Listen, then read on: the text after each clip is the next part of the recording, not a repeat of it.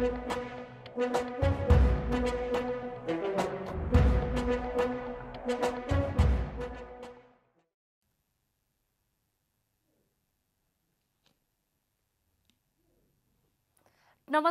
म अनिस्मा बस्नेत। साँझ 6 बजेको प्रदेश समाचारमा स्वागत छ। सबैभन्दा पहिले प्रमुख प्रदेश समाचार।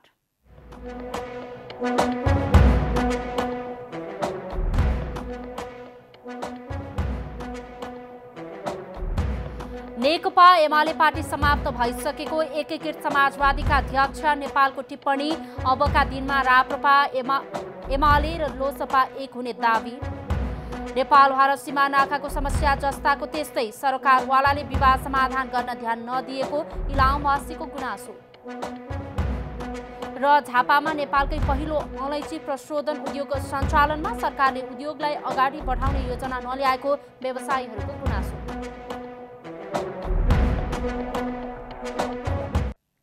अब पूरा समाचार।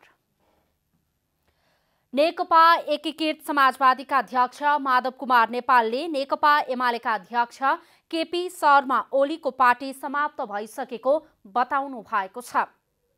सुनसरीको इटहरीमा आयोजित प्रदेश 1 को पार्टी स्तरीय भेला तथा कार्यकर्ता प्रशिक्षण कार्यक्रमलाई सम्बोधन गर्दै अध्यक्ष नेपालले ओलीले एमालेलाई नारायणी नदीमा तिलाञ्जली दिइसकेको बताउनु भएको हो।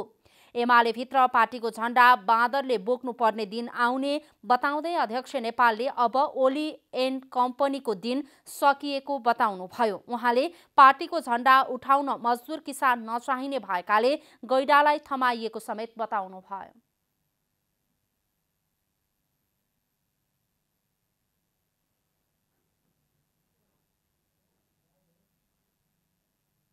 जनताको बहुदलीय जनवादको मूल्य र मान्यतालाई तिलाञ्जली दिएको छ।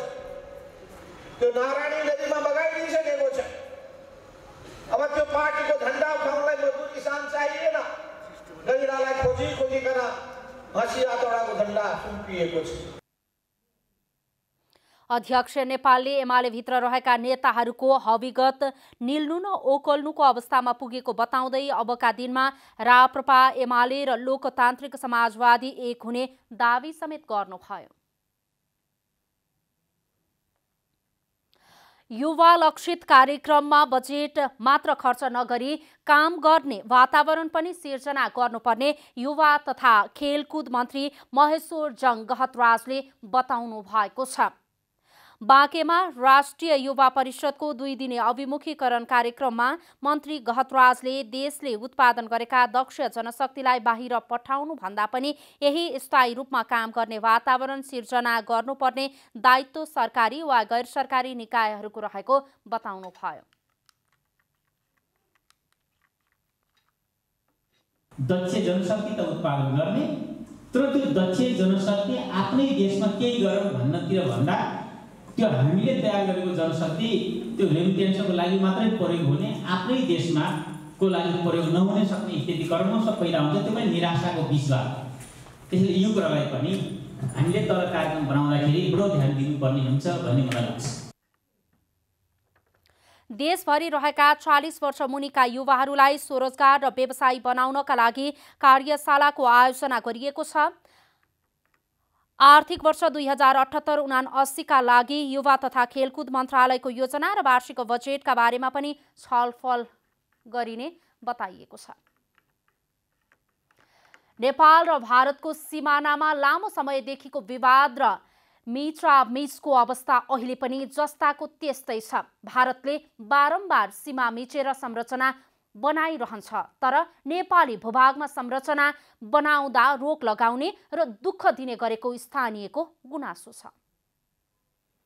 नेपाल भारत सीमा क्षेत्रको नेपाली भूभागमा नेपाल पक्षले कुनै भौतिक संरचना निर्माण गर्दा भारतीय सीमा सुरक्षा बलले रोक र अवरोध गर्ने गरेको स्थानीयको गुनासो छ। इलामको सन्दकपुर डाँडामा सन्दकपुर गाउँपालिकाले थालेको भ्यू टावर निर्माणमा पनि एसएसबीले रोक लगायो। त्यो भ्यू टावर बन्दै गरेको जग्गा नेपालकै हो, तर एसएसबीले आफ्नो भन्दै रोक लगायो। गत दशैं अघि मात्रै माने भन्ज्याङमा इस्कुस बेच्नका लागि भारत लैजान नदिएपछि एसएसबीसँग झडपको स्थिति समेत बनेको थियो। केही समय अघिदेखि सीमामा समस्या नभए जस्तै गरे पनि सानो तिनो समस्या अहिले पनि देखिरहेको छ। खास गरेर भारतसँग जोडिएका सीमा स्थलहरू पटक पटक भारतद्वारा मिचिने गरिएको छ। यसको 2-3 वटा कारक तत्त्व जस्तो देखिन्छ। पहिलो चाहिँ हाम्रो देशको राजनीतिक नेतृत्व राष्ट्रियताप्रति सबै राजनीतिक दलहरू एकमुष्ट ढङ्गले वफादार हुन सक्दैनन्। राजनीतिक नेतृत्वमा पुग्नका लागि भारतको गुलामी गर्ने र त्यो गुलामीका लागि नेपालका सीमाहरूलाई सम्झौता गरिदिने एउटा समस्या छ भने पटक पटक सिमानामा भएको विवादले स्थानीय समस्यामा पर्न थालेका छन्। माने भन्ज्याङमा नेपाल र भारततर्फ 10 गजा क्षेत्रमा घर बनिएका छन्। यस्ता समस्या सिमानाका सानातिना सबै बजारमा रहेको छ। यो एरियाको सीमा स्तम्भहरू चाहिँ धेरै टाढा टाढा रहेको र यो बिचको खाली ठाउँहरूमा अब यो उल्लो डाँडाबाट पल्लो डाँडासम्म चाहिँ अहिले काँडे तार लगाएर उनीहरूले सारिराखेको अवस्था मैले देखिरहेको छु। 2600 नेपाली भूभाग नै भारतपट्टि पारिएको छ।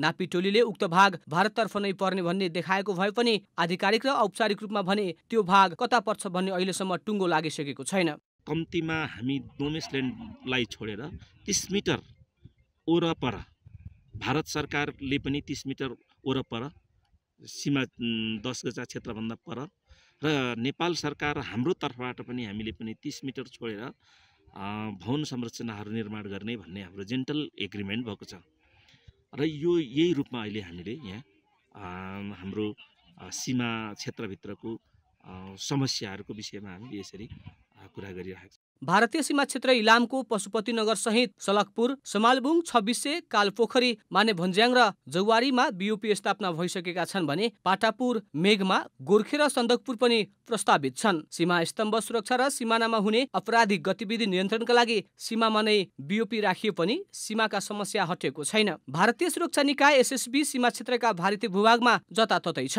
इलामको 52 किलोमिटर भूभाग भारतसँग जोडिएको छ। सीमा क्षेत्रको विवाद समाधान गर्न राज्यको ध्यान नगएको स्थानीयको गुनासो छ। इलामबाट भगीरथ भण्डारीको रिपोर्ट। प्रदेश समाचारमा अब छोटो विश्राम।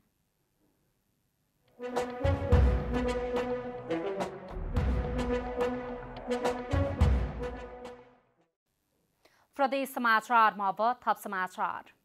बैतडीको पाटन नगरपालिका 1 सकारथलीमा भएको जीव दुर्घटनामा मृत्यु हुनेको संख्या 5 पुगेको छ। जिल्लाको पाटन बजारबाट कैलपाल साँदै गरेको C1J888 नम्बरको जीप पाटन नगरपालिका 1 सकारथलीमा दुर्घटनामा परेको हो। मृत्यु हुनेमा पाटन नगरपालिकाकी 40 वर्षीय जानकी भट्टराई, 13 वर्षीय विनोद भट्टराई, 72 वर्षीय रमा भट्टराई, 24 वर्षीय प्रेम चुनारा र 20 वर्षीय मनिषा विक रहेका छन्। मृतक मध्ये जानकीको पाटन प्राथमिक स्वास्थ्य केन्द्रमा मृत्यु भएको हो भने बाँकी 4 जनाको घटनास्थलमै मृत्यु भएको हो। मृत्यु भएका प्रेम र मनिषाको 10 दिन अघि मात्र विवाह भएको थियो। दुर्घटनामा परि अन्य 5 जना घाइते भएका छन्। उनीहरूमध्ये 2 जनालाई जिल्ला अस्पताल डडेलधुरा र बाँकीलाई पाटन प्राथमिक स्वास्थ्य केन्द्रमा उपचारका लागि पठाइएको छ। सडकबाट 100 मिटर तल खसेको जीप कच्ची र भिरालो बाटोका कारण दुर्घटना भएको हुन सक्ने प्रहरीले अनुमान गरेको छ। नेपालमा पश्चिमी वायुको प्रभावले चिसो बढ्न सक्ने भन्दै सतर्क रहन विज्ञहरूले सचेत गराएका छन्। पश्चिमी वायु मरुभूमिबाट प्रभाव हुने भएकाले पानीको मात्रा कम हुने, धुलोको मात्रा धेरै हुने र त्यो वायुले पृथ्वीको सतह नजिकै बसिरहने भएकाले गर्दा चिसो बढ्न सक्ने भन्दै त्यसतर्फ विज्ञहरूले सचेत गराएका हुन्। पश्चिमी वायुका कारण उच्च हिमाली क्षेत्रसहित देशभर हावा प्रवाह सुचारू रूपमा हुन नसक्दा यसको सीधा असर जनस्वास्थ्यमा पर्ने भएको भन्दै विज्ञहरूले त्यसतर्फ तयारी थाल्न सरकारलाई सुझाव दिएका हुन्। जलवायु विज्ञ डाक्टर धर्मराज उप्रेतीले जलवायुजन्य विपदबाट बस्न राष्ट्रिय विपद जोखिम न्यूनीकरण तथा व्यवस्थापन प्राधिकरणले आवश्यक रणनैतिक तयारी थाल्नुपर्ने बताउनु भयो। राष्ट्रिय आपतकालीन केन्द्रले कहाँ कस्तो खालको जोखिम आइरहेको छ भन्ने कुराको चाहिँ सञ्चार देशभरि सञ्चार माध्यमबाट आफ्नो संयन्त्रबाट गराइराख्ने र वायुको जोखिम हो या प्रदूषणको जोखिम हो या चाहिँ अब भोलिको दिनमा हिमपातको जोखिम हो या हिम पहिरोको जोखिम हो भन्ने कुराको चाहिँ हामीले कम्युनिकेसन त्यो सञ्चार चाहिँ त्यसको चाहिँ सूचना चाहिँ समयमै भयो भनेपछि त्यसबाट पनि हामीले कम प्रविधिमा पनि कम कस्टमा पनि हामी बच्न सक्छौँ। उहाँले भारतमा हरेक वर्षमा 4वटा चक्रवातहरू आउने र त्यसको असर नेपालमा पनि पर्ने भएकाले जनताको स्वास्थ्य सुरक्षाका लागि सचेतना सहितको चरणबद्ध तयारी थाल्नुपर्ने बताउनुभयो। यता राष्ट्रिय विपद जोखिम न्यूनीकरण तथा व्यवस्थापन प्राधिकरणका सूचना अधिकारी डाक्टर डिजन भट्टराईले शीतलहर र मनसुनजन्य विपदको प्रतिकार्य राहत उद्धार गर्ने कामको कार्यान्वयन गर्ने मूल जिम्मेवारी जिल्ला र स्थानीय तहलाई दिएकाले स्थानीय तहले नै सम्पूर्ण काम गर्ने बताउनुभयो। हरेक कुराको कार्यान्वयन गर्ने मूल जिम्मेवारी चाहिँ जिल्ला र स्थानीय विपद व्यवस्थापन समितिमै छ। स्थानीय विपद व्यवस्थापन समिति अर्थात् स्थानीय तहलाई त हाम्रो संविधानले पनि एकल विपद व्यवस्थापनलाई एकल अधिकार क्षेत्रमा राखेको कारणले गर्दाखेरि मूलतः स्थानीय विपद व्यवस्थापन समितिलाई दरिलो बनाउने कुरामा नै हाम्रो ध्यान आकृष्ट छ। हामी त्यसैमा बढी सजग छौँ र उहाँहरूलाई दरिलो बनाउनुपर्छ भन्ने कुरामा हामी लागेका छौँ। संविधानले विपद व्यवस्थापनलाई एकल अधिकारको क्षेत्रमा राखेका कारण स्थानीय विपद व्यवस्थापन समितिले धेरै काम आफै गर्न सक्ने भएकाले राष्ट्रिय विपद जोखिम न्यूनीकरण तथा व्यवस्थापन प्राधिकरणले स्थानीय विपद व्यवस्थापन समितिलाई नीतिगत रूपमा बलियो बनाउन लाग्ने बताउनुभयो। प्रवक्ता भट्टराईले स्थानीय विपद व्यवस्थापन समितिले मागेका कुराहरू प्राधिकरणले पूरा गर्ने बताउनु भएको छ। उहाँले स्थानीय तहले मागे अनुसारको राहत दिन पनि प्राधिकरण तयार रहेको बताउनु भएको हो। नेपाल सरकारका पूर्व मुख्य सचिव एवं चीनका लागि नेपाली पूर्व राजदूत लीलामणि पौडेलले आफ्नो गृह जिल्लामा 20 थान अक्सिजन कन्सन्ट्रेटर प्रदान गर्नु भएको छ। चीनिया जनताको सहयोगमा पौडेलले जिल्लाका विभिन्न स्वास्थ्य संस्थाहरूलाई अक्सिजन कन्सन्ट्रेटर प्रदान गर्नु भएको हो, जस अन्तर्गत गुल्मी अस्पतालको लागि 8वटा, सत्यओतीको जुहाङ प्राथमिक स्वास्थ्य केन्द्र, श्रृङ्खला प्राथमिक स्वास्थ्य केन्द्र, रिडी स्थित रिडी प्राथमिक स्वास्थ्य केन्द्र र धुर्कोटको धुर्कोट प्राथमिक स्वास्थ्य केन्द्रको लागि 2-2वटा कन्सन्ट्रेटर प्रदान गर्नु भएको छ। यसैगरी बमघा, बलेटक्सार र मुसिकोटको लागि 1-1वटा अक्सिजन कन्सन्ट्रेटर प्रदान गरिएको छ। पौडेलले कोभिड-19 को दोस्रो लहरका समयमा पनि जिल्लामा मास्क, सेनिटाइजर लगायतका महत्त्वपूर्ण सामग्रीहरू वितरण गर्नुभएको थियो। प्रदेश समाचारमा अब छोटो विश्राम।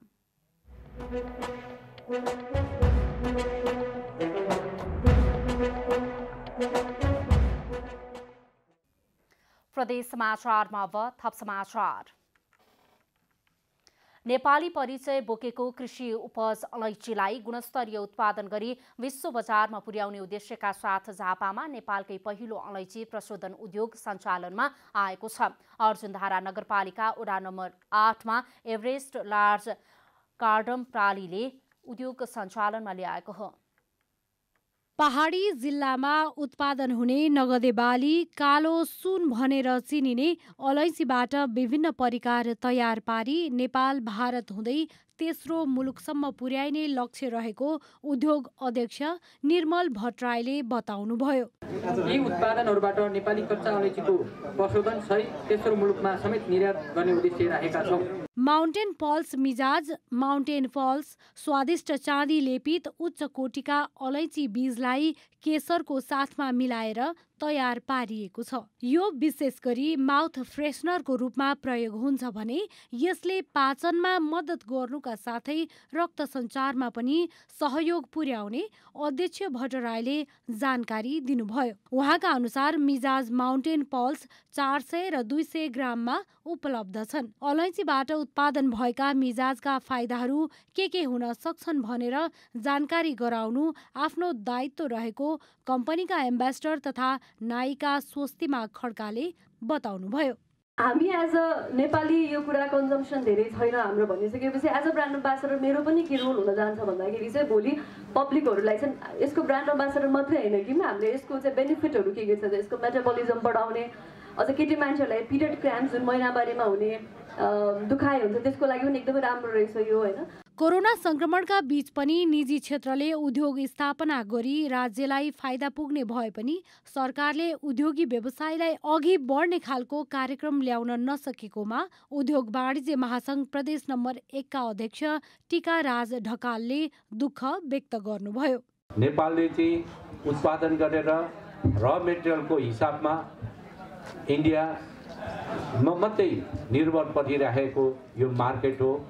हामीले नेपाल सरकारसँग बङ्गलादेश खाडी मुलुकहरूमा पनि यसको मार्केट विस्तार गर्नको लागि सहज हिसाबमा काम गर्नको लागि विभिन्न टाइममा हामीहरूले उद्योग वाणिज्य महासङ्घले यसलाई अगाडि बढाउँदा पनि यसलाई काम गरिरहेको छैन नेपाल सरकारले। 4 जना व्यवसायीको संयुक्त 7 करोड रुपैयाँको लगानीमा सुरु भएको उद्योगको उत्पादन नेपाल, भारत, पाकिस्तान, बङ्गलादेश र अरब राज्यहरूमा माग बढिरहेको कम्पनीको दाबी छ। झापाबाट सुजन चेम्जोङको रिपोर्ट। अन्त्यमा प्रमुख प्रदेश समाचार।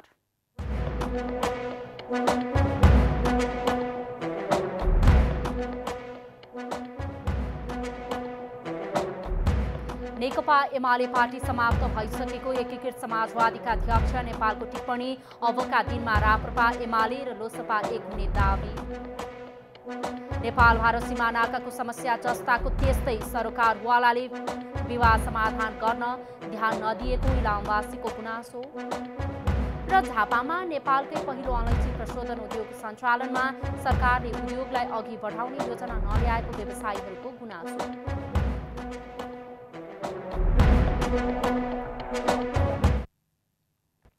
प्रदेश समाचार अहिलेलाई यति नै। जनताद्वारा जनताका लागि प्रसारित जनता टेलिभिजन हेर्दै गर्नुहोला। नमस्कार।